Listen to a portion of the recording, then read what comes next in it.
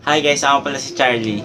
Sa video na ito, ituturo ko sa inyo kung paano gumawa ng RJ45 pass-through cable. Mas madali at mas mabilis itong gawin kumpara sa regular na RJ45 cable. At perfect ito para sa bahay, PisoNet o office network connection. Sundan nyo lang ang step-by-step tutorial na ituturo ko sa inyo para makagawa kayo ng cable ng walang sablay.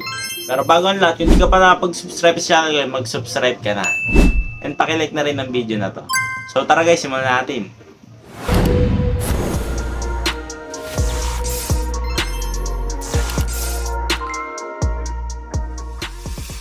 Bago ang lahat, ito pala ang mga materials na kailangan natin. Kailangan natin ng RJ45 pass-through connector. Yan guys, ganyan yung itsura nya. Cat5 or Cat6 cable at cable crimper tool. Bilhin nyo pala guys yung gantong crimping tool na meron siyang pass-through. Huwag kayong bibili ng ganito guys. Kasi pang common na RJ45 lang to. Yung itsura nya guys. Lalagay ko na lang yung link sa baba guys. At cable tester.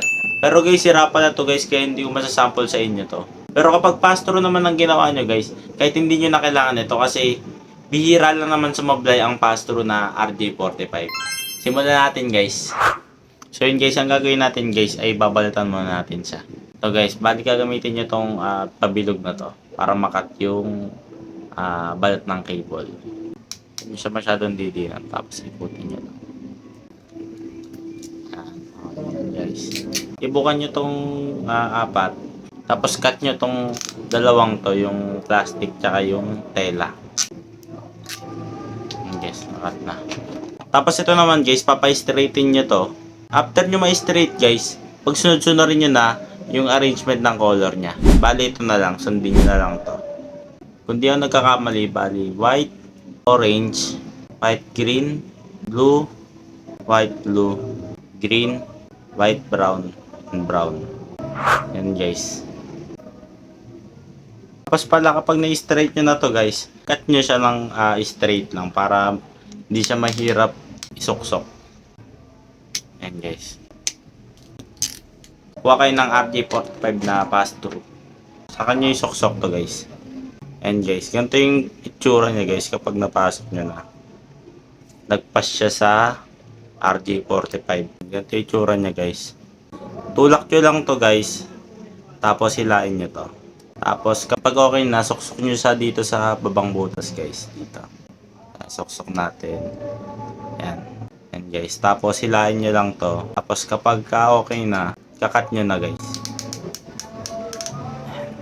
Diinan nyo ng gusto guys para mag-crimp siya ng maayos. Yan guys. Okay na. Sa kabila din guys, ganun lang din naman gagawin nyo. Fast forward ko na lang. Yan guys. Okay na. Nakabitan natin ng RJ45. Tapos kapag i-test nyo siya dito guys, isaksak nyo lang siya dito. Dito at saka dito. Sorry guys, hindi ko masasample sa inyo kasi wala pa akong ayos na ganito. Sira ata yung battery or sira mismo yung device. Mura lang naman to guys. And bali kung kung i-check nyo siya, meron siya ditong on. Lagay nyo lang siya sa gitna. Tapos pwede rin sa dulo. Pag dito sa gitna, alam ko mabilis to eh. Pag dito sa nakalagay sa S, parang slow ata to. Meron siya ditong ilaw, meron din siya dito. Sabay siyang bababa. Yun lang guys, ganun lang kadali magkabit ng pass-through na RJ45.